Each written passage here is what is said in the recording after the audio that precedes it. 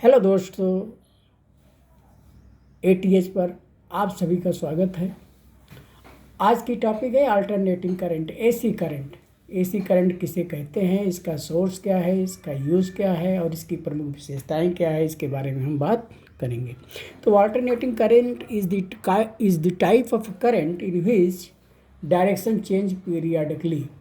Alternating current वह current होती है जो पीरियडिकली मतलब समय के इंतराल में अपना डायरेक्शन चेंज करती है। ऐसी करंट को हम अल्टरनेटिंग करंट कहते हैं। इसका जो सोर्स है वो पावर स्टेशन है। पावर स्टेशन से हमको AC करंट मिलती है और इसका जो यूज़ है होम अप्लायंसेस और इंडस्ट्रीज़ में है। होम अप्लायंसेस में जैसे LED है, बल्ब है, fan, TV, fridge, AC, cooler और प्राय घर में यूज होने वाले जितने भी इलेक्ट्रिकल इक्विपमेंट हैं वहाँ पर हम AC करंट का यूज़ करते हैं। दूसरा इसका यूज़ इंडस्ट्रीज़ के मशीनरीज में होता है, जैसे blower, compressors and there are so many pumps and compressors like this. इसकी प्रमुख विशेषताएं होती हैं कि यह करंट लंबी दूरी तक इसको हम भेज सकते हैं। क्यों लंबी दूरी तक भेज सकते हैं? क्योंकि यह AC करंट के वोल्टेज को हम स्टेप अप ट्रांसफार्मर के द्वारा बढ़ा सकते हैं। वोल्टेज के बढ़ जाने पर करंट जो है हम बहुत दूर तक इसको हम ट्रांसमिट कर सकते हैं। इसकी एक खास विशेषता ये होती है। दूसरा ये है कि AC की फ्रीक्वेंसी इंडिया में 50 हर्ट्ज है। इसका मतलब होता है कि 1 सेकंड में अल्टरनेटिंग करंट अपनी 50 साइकिल्स को कंप्लीट करती है, वेरी फास्ट। अगर हम इसकी फ्रीक्वेंसी को जो 1 सेकंड में 50 साइकिल कंप्लीट कर रही है, अगर इसकी साइकिल को हम कंट्रोल करना चाहें, यानी कम करना चाहें या ज़्यादा करना चाहें, तो इसको कंट्रोल करने के लिए BFD का यूज़ होता है, वेरिएबल फ्रीक्वेंसी ड्राइव।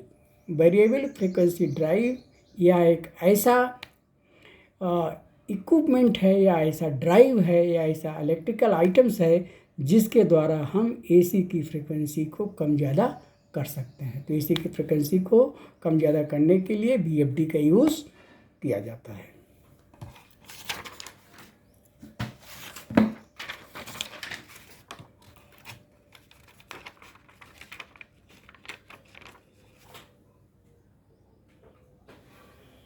तीसरा, इस करंट के संपर्क में आने पर झटका लगता है, मतलब इसमें करंट का डायरेक्शन चेंज होता रहता है, फॉरवर्ड बैकवर्ड।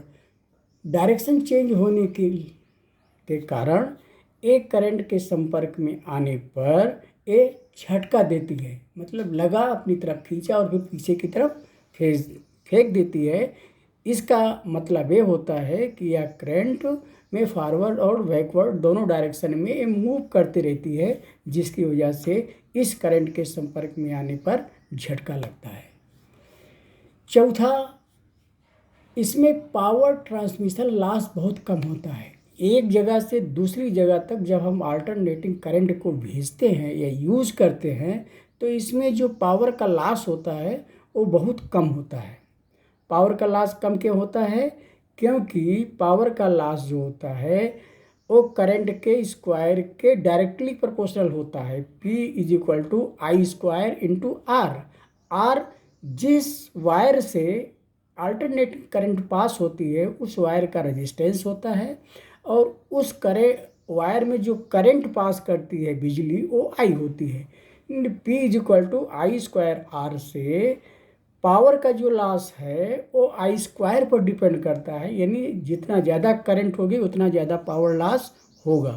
तो जब एक जगह से दूसरी जगह हम भेजते हैं तो इस करंट को हम वोल्टेज स्टेप अप ट्रांसफ़र के द्वारा कम कर सकते हैं, क्योंकि स्टेप अप ट्रांसफार्मर वोल्टेज को बढ़ा देता है।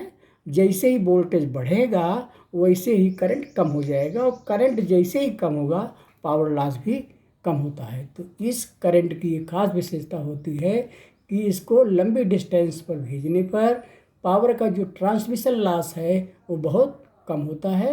वो इसलिए कम होता है क्योंकि इसके वोल्टेज को हम स्टेप अप ट्रांसफ़र के द्वारा बढ़ा करके करंट को कम कर देते हैं। इसमें जो नेक्स्ट है इसकी विशेषता ये है कि हम एसी को डीसी करंट में भी बदल सकते हैं, और बदलने के लिए हमको रेक्टिफायर का यूज़ करना पड़ता है, यानी रेक्टिफायर से एसी करंट को डीसी करंट में हम बदल सकते हैं। तो दोस्तों, ये वीडियो अगर आपको पसंद आए तो लाइक, शेयर और सब्सक्राइब करना ना भूलें। Thank you.